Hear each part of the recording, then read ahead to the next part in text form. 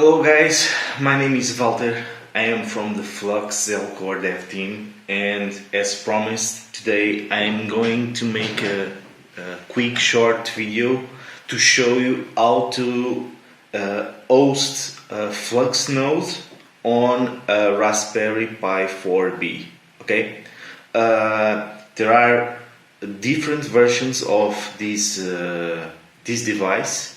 With different, the difference is the amount of RAM available.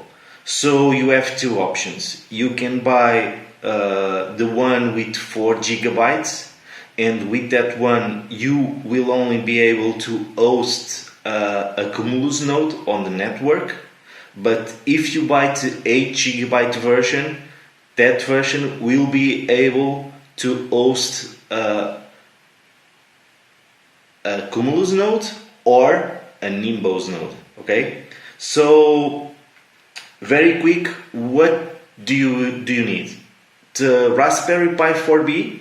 Okay, I have bought the 8 gigabyte version. I also think that will have a higher resale value in the future if I want to sell it, and I suggest you to buy a good case, not the official one from the Raspberry Pi, because this is an all closed case, and with this your Raspberry Pi will get really hot and will start throttling. So don't buy the original, the official case from Raspberry Pi. Search on the web, there are several different solutions. I already have bought a solution where all the case is a heatsink, so I'm just waiting to receive it, probably on when I'm going to make the next video regarding the Raspberry Pi, to show you how to host a Nimbus node, because this one will be only for Cumulus node. Probably I already have that one, so I will probably show you. Okay, but when I bought it, I also have bought some heatsinks, so they are already applied. So if you don't want to buy any case at all, you just want to use it like this is a good solution. Just buy heatsinks for the Raspberry Pi, and it will work normally. It will not get high temperatures just by be open to the air. Okay, so what do you need? The Raspberry Pi 4B, and they sell separately, what for me was strange. You need to buy also the official power adapter for Raspberry Pi 4C. If you have a previous model, will not be compatible, because on this one it's use USB Type-C to the power adapter. Previous models use another connector, so you need to buy the power adapter. And what else did I bought? I also have bought a micro HDMI converter. Yes, because on the Raspberry Pi 4B there are two outputs for connect your monitor or TV, and they are both micro HDMI. So I have bought a converter from micro HDMI to HDMI, so it's easier for me to connect to the monitor or a TV.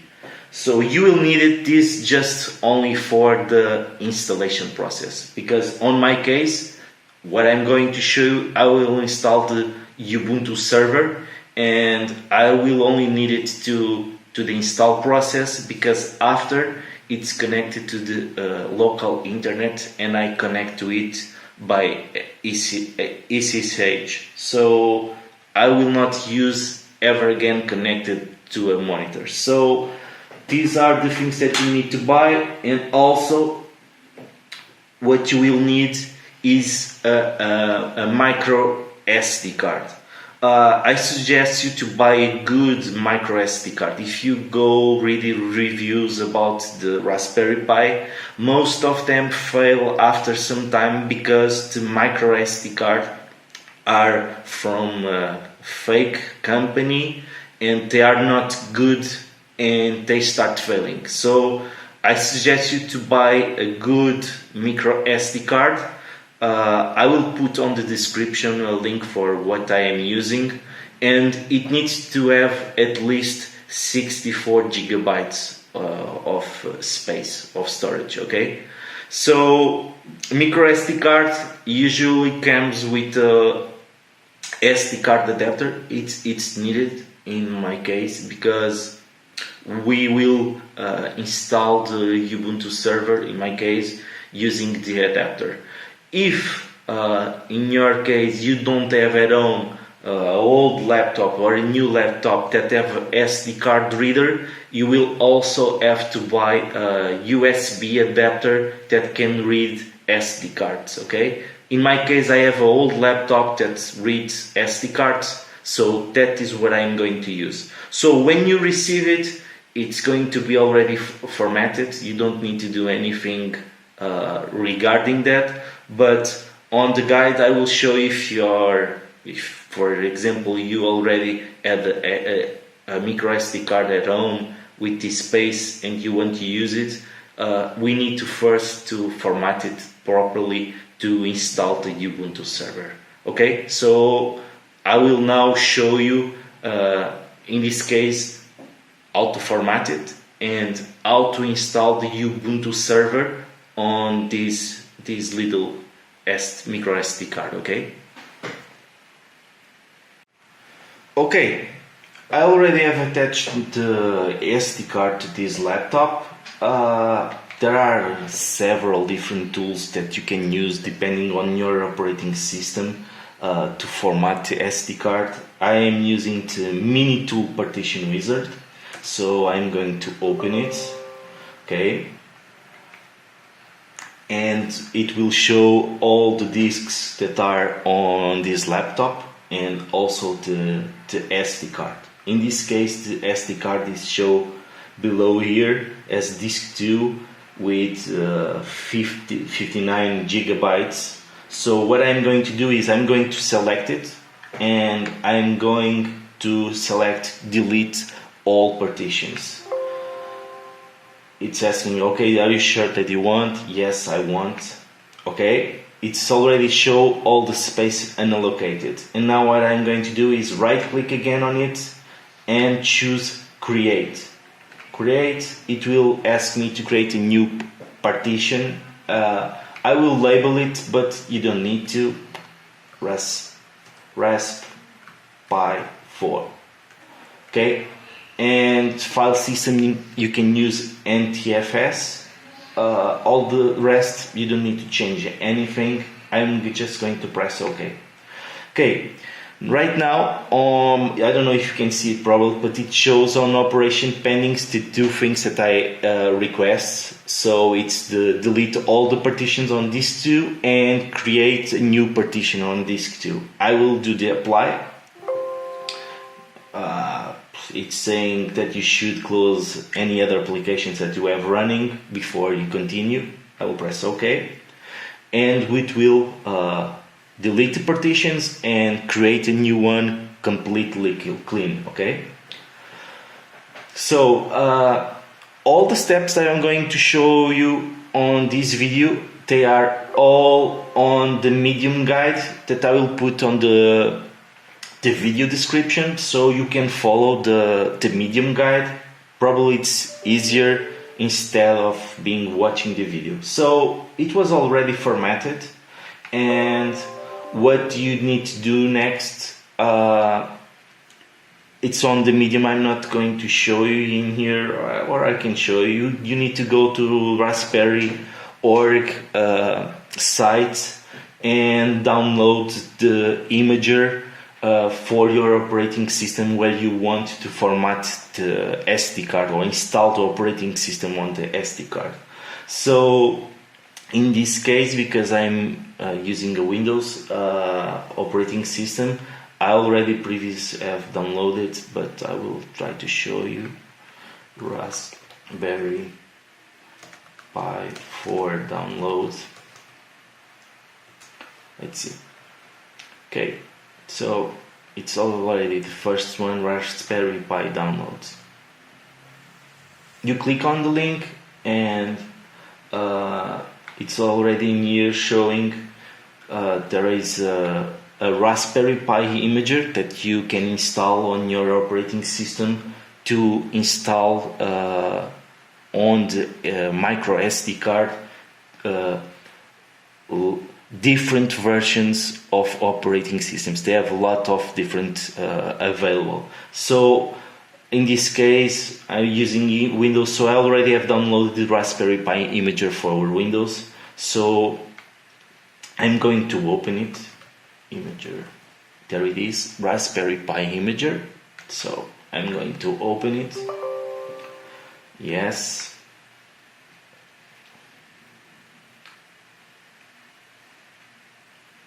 Okay, it's now open, and you just need to do two things. First, select operating system. Second, choose where you want to install it.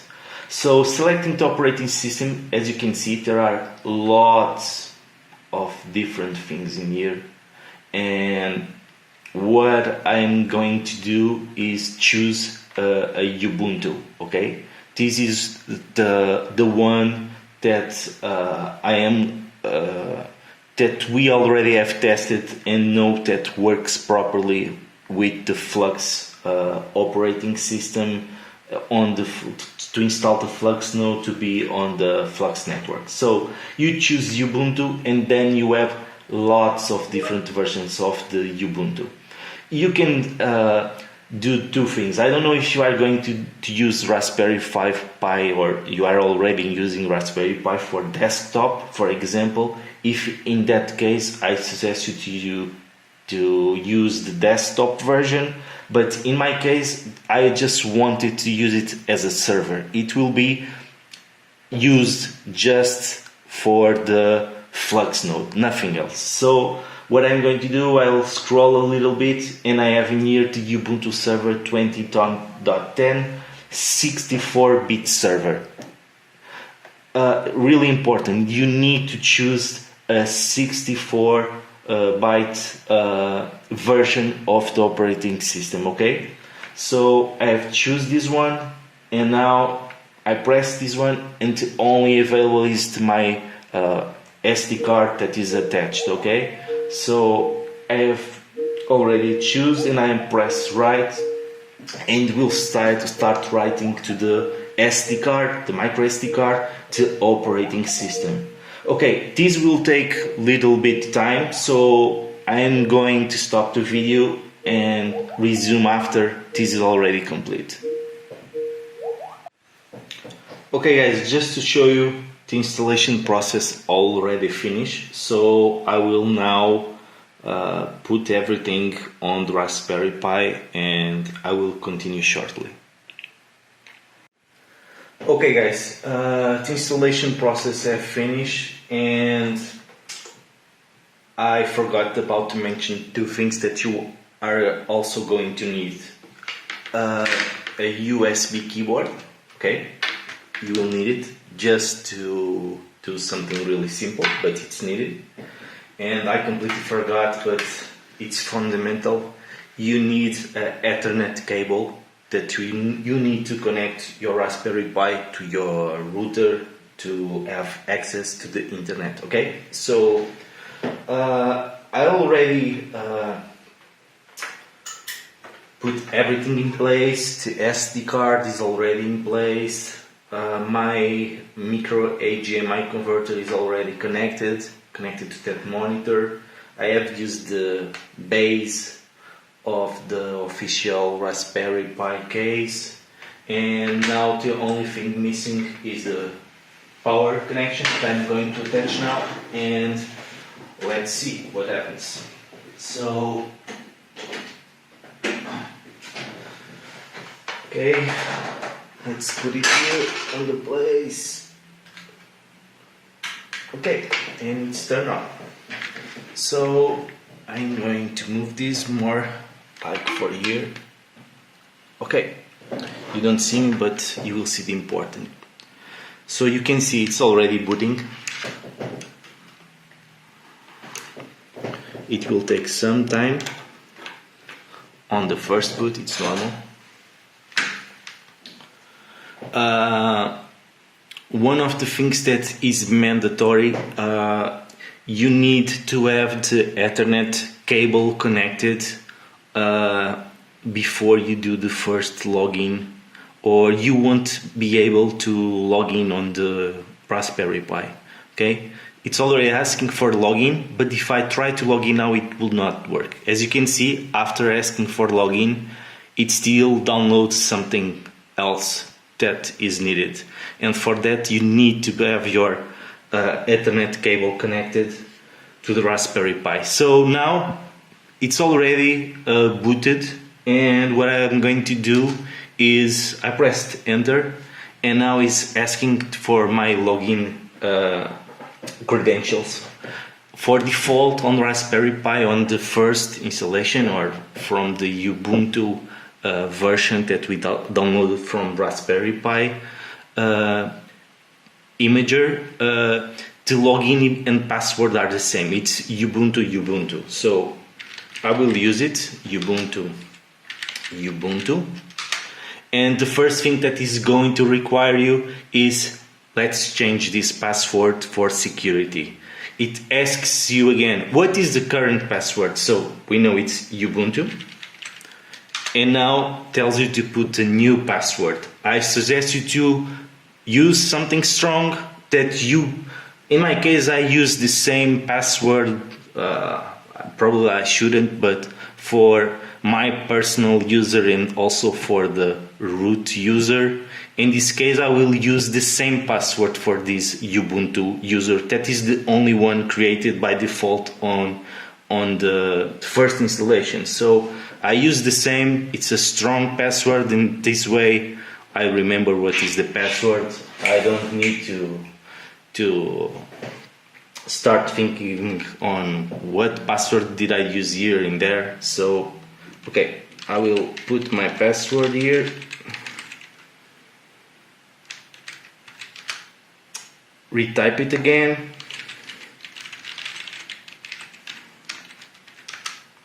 Oh, passwords did not match. Looks like I mistyped something. Let me do again. Ubuntu.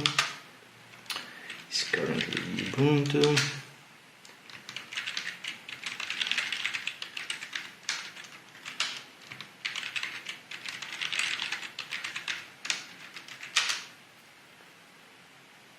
Okay, and that's it.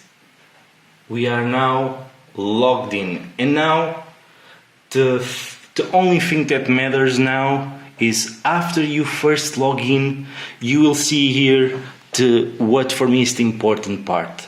What is the local IP address to your Raspberry Pi? And with this IP address, I can now completely disconnect the Raspberry Pi to the monitor, and everything else that I'm going to do is from my laptop connecting to the Raspberry Pi using SSH, and I will show you how. So in this specific case, I will now turn around a bit this so you can see it. Let me just already remove the USB keyboard for the side because it's not needed anymore.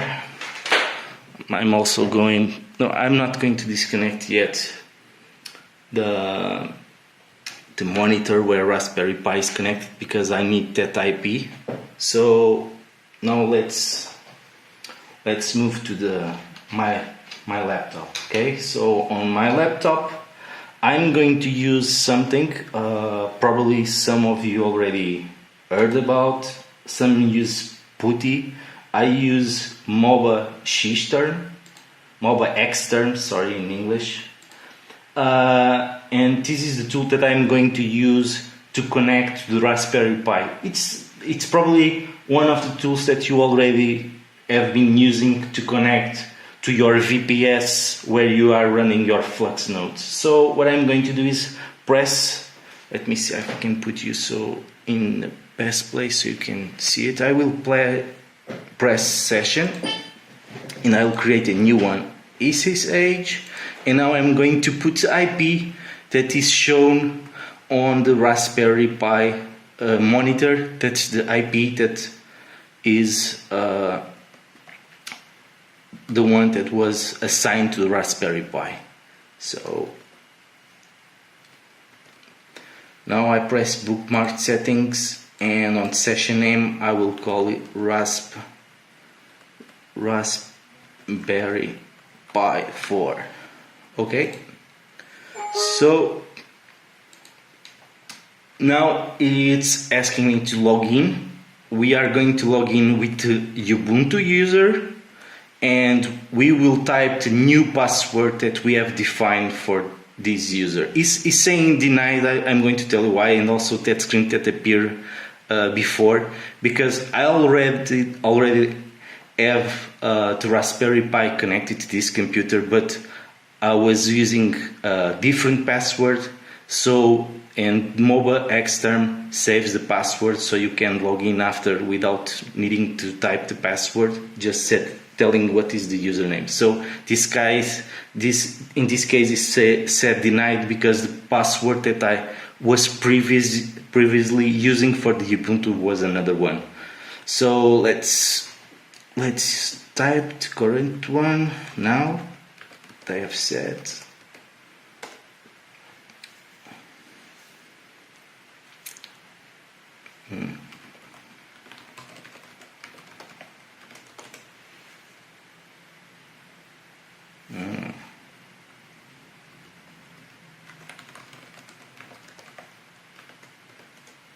Aha, sorry.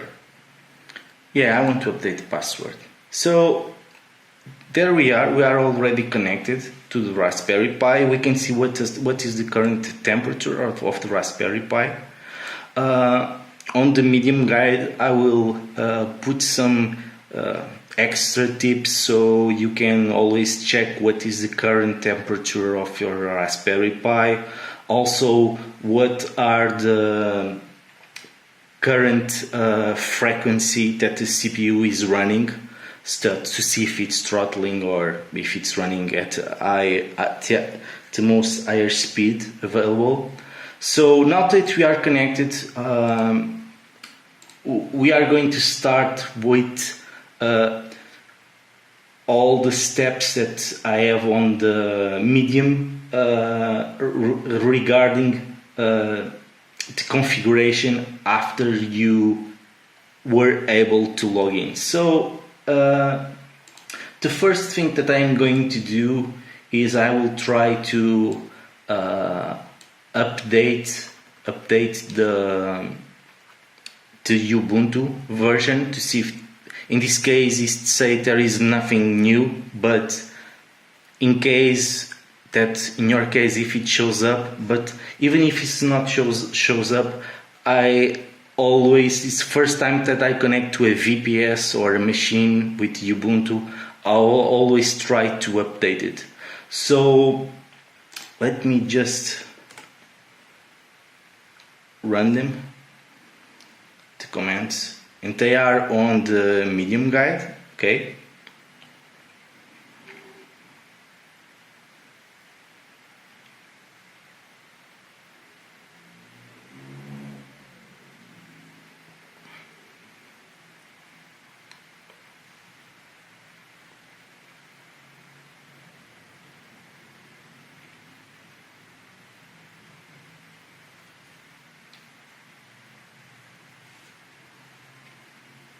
okay, it's done. Now let's do the second command, that it's upgrade.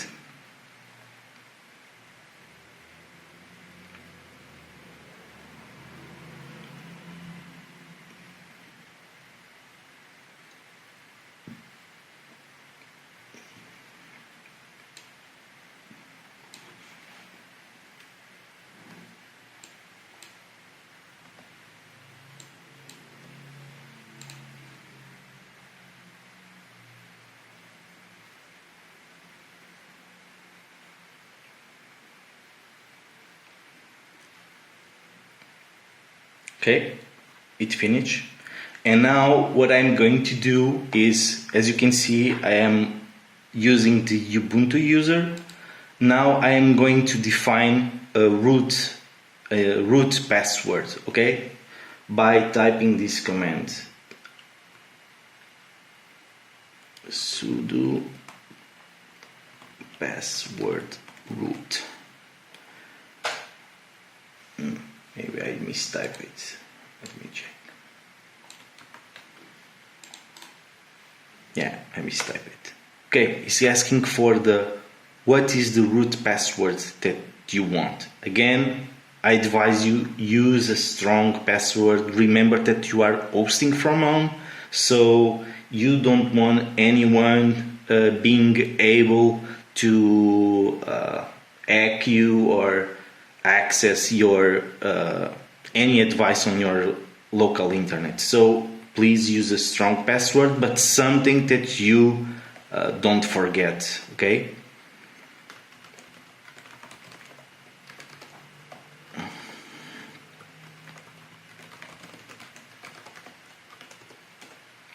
Okay, the password was updated successfully, and now what I'm going to do is I'm going to change to the root user. Instead of using the Ubuntu one, I'm going to change to the root user.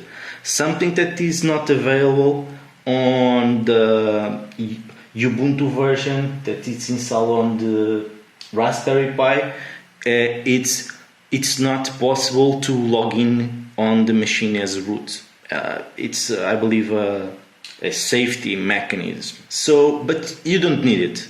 For what we are going to do, there is no need to log in on the machine as the root. You have the Ubuntu user, and after you install the FluxNode, you will have your own personal user. That's what you always are going to use after, okay? So right now, let's change to the root user. It's asking for the password. There it is, and you can see now I am with the root user. Okay, something that I'm going to do now that for me it's also important. We already have executed the commands to update the Ubuntu version to see if there is any update available, but also something that I think it's really important, it's to check if the Raspberry Pi firmware is the latest one, if it's updated or not. So what I'm going to do now is I'm going to execute a lot of commands to make sure that the firmware version of the Raspberry Pi it's the latest one available. Okay, so I'm going to start. All the steps are on the medium, so you just need to follow them. Okay. That's from where I'm copying pasting for here, so it will be easier for you guys to follow.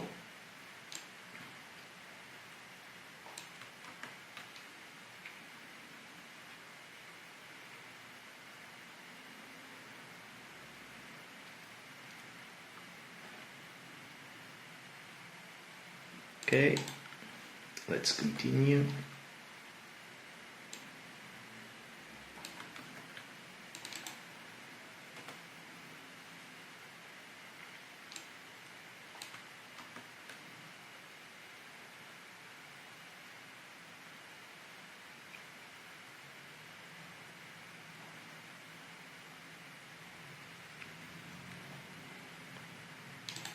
Done.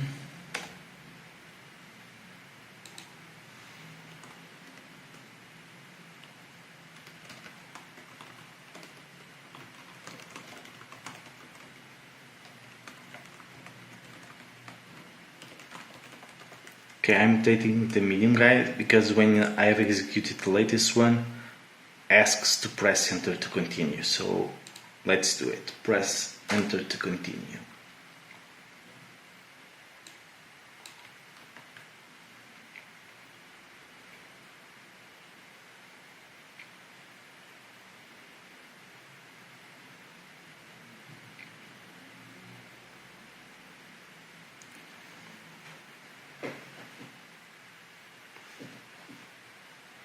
I'm also going to put this a little bit bigger.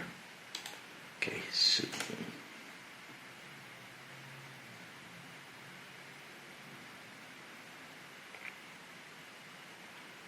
okay.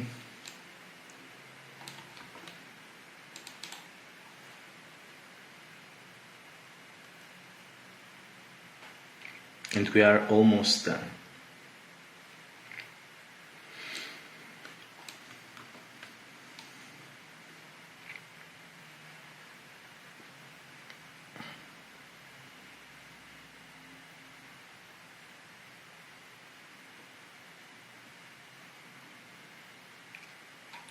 Okay, now this is the command that now executes and checks what are the versions of the kernel, EEPROM of your firmware of the Raspberry Pi, and checks what are the latest one available. So I have executed and I have previously already updated mine, so it's saying that is up to date. I don't know if you can see in there, but if you execute it, you will see. In my case, it's updated.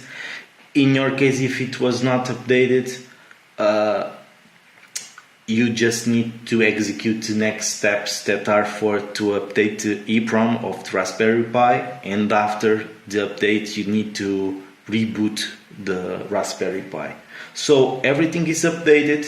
Now I'm going past to another thing that is needed. Okay, so the Ubuntu version is updated, Raspberry Pi firmware is now updated. One of the things that you need to do to run a FluxNode from home, hosting from home, is you need to make sure that the ports that the Flux OS system use to connect to the Flux network are open on your router. Okay, so what I'm going to do is connect to my router and open the ports to the internet for the specific IP that the Raspberry Pi has, to open that port so that after you finish the installation of the Flux node, it runs properly. If you don't do these parts, it will not work. Okay, so on the medium guide, what I have done is, instead of putting in my words, I found there was already a medium guide in English from someone that was made by someone else by the team, that explains what are the port forwarding, what ports that you need to open. But I'm going to do it in the video so that you know how to do it. Okay, so I am going to connect to my router, and it's in Portuguese, so it won't be the same from yours for sure.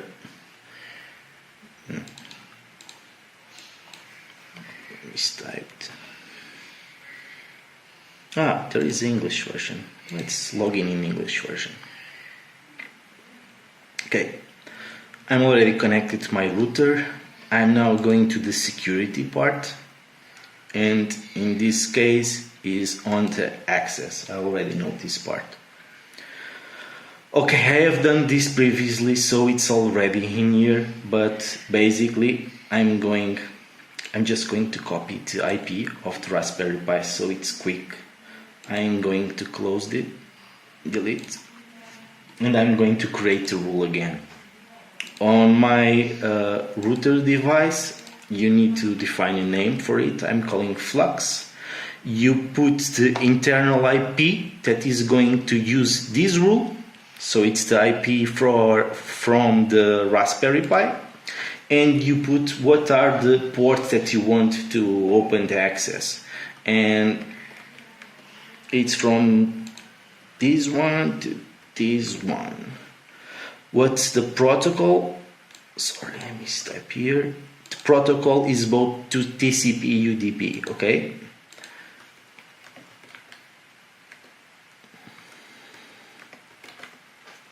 Okay, and you create a rule, and now I already have a Flux rule to open ports from outside, internal, and also internal from my Raspberry Pi.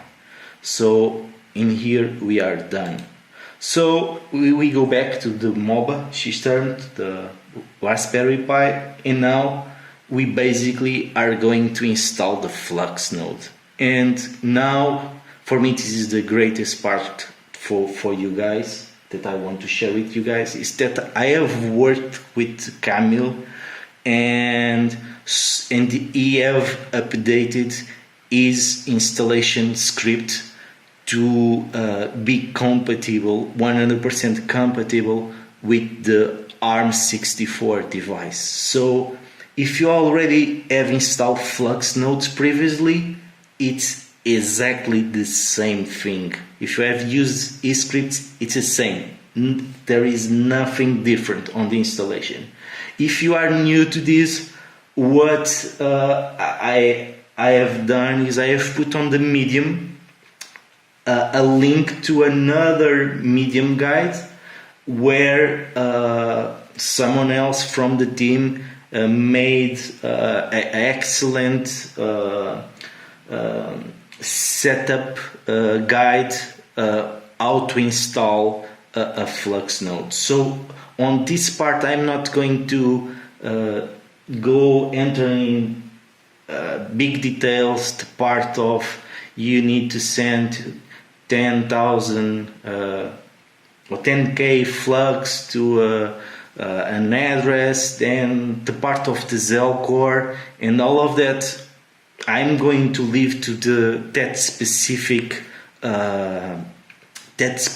Medium, and I also am going to put a link. There is on the Medium also a link to the video made by Goose, where he explains how to do it, how to set up. In this case, it will be called Zell node, but because now we are changing to Flux, so I'm going to create a Flux node. Okay, so if you already have used the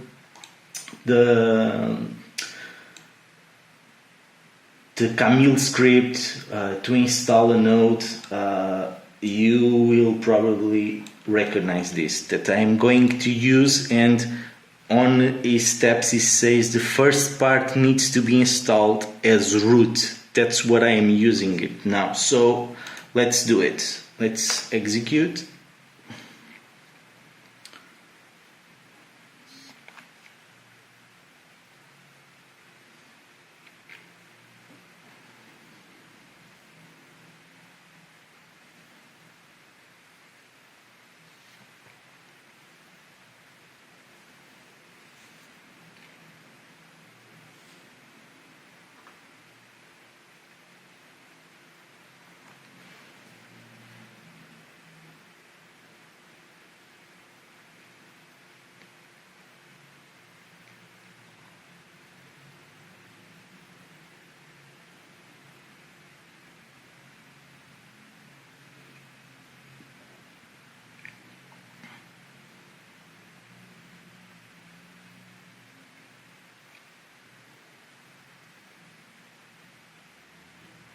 Okay, there it is, the multi-box that you should be already familiarized. So with the root user, the first thing that you need to do is install Docker. So you press 1 and press enter. And the first thing that is going to ask you is, what is the username that you want to use for the Flux node? So you specify your username that for now on you will use to log in on the Raspberry Pi. Okay, in my case I will use my, that you probably are more familiar in the Discord if you follow Flux, my ID. So this will be my username. Now it's asking for my password. To create the password, again, don't forget to use something strong.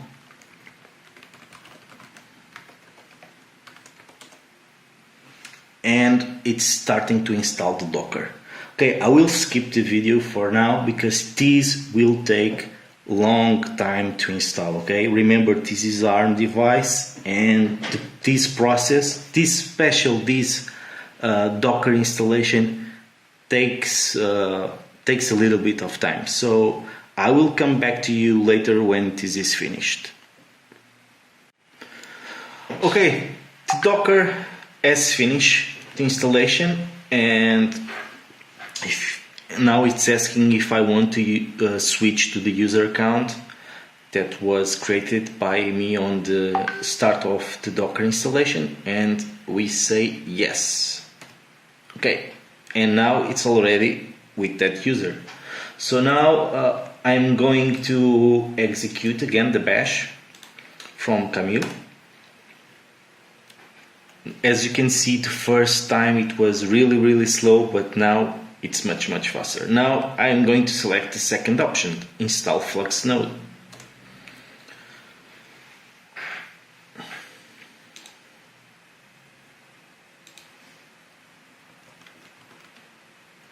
Okay, it's asking my sudo password. Let's type our password.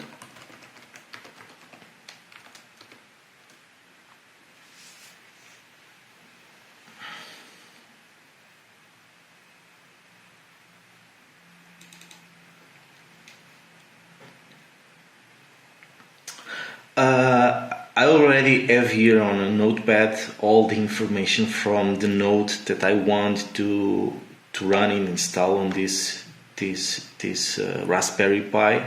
So, but you just need to follow the guide, and in this case, the one that I mentioned on the installation for this Raspberry Pi. It should be really easy for you to follow. So, but I want to show you that it's working, it works properly. Say yes. Let's create a swap file.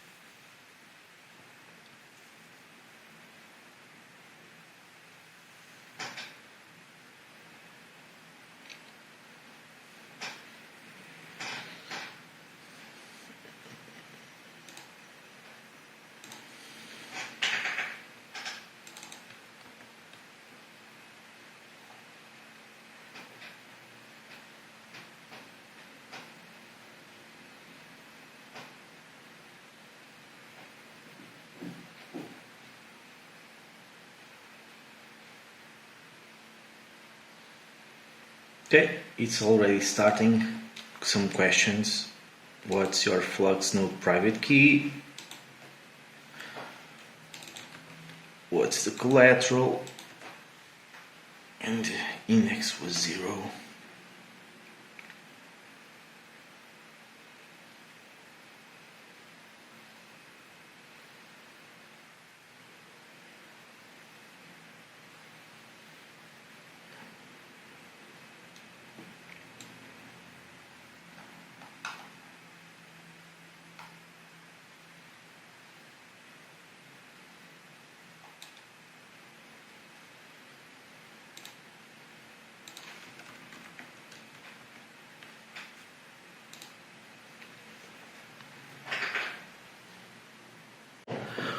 Okay guys, final part of the video.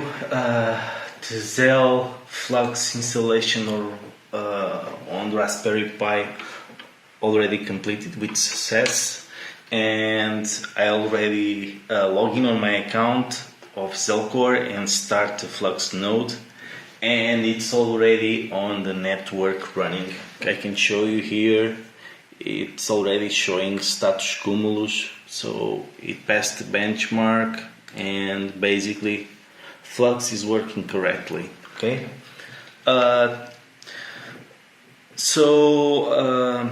this was supposed to be a real simple video guide. I do not want to put all the information about the installation of part of this Flux node, because there are already several videos that you can find online showing it, and guides that I also going to use on my Medium.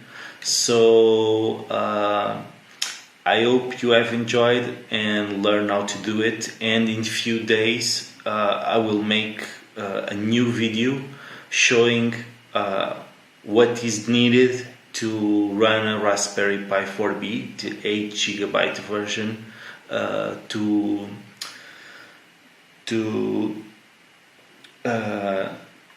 bench as a Nimbus node, okay, on the Nimbus tier.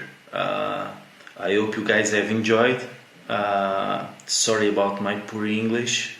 I hope you have understood everything, and thank you for being part of our community, and thank you for joining our computational network. We hope you like our project, and I hope to see a real boom of nodes starting on the next days, with this possibility of hosting from home with Raspberry Pi. Okay, cheers guys, bye bye.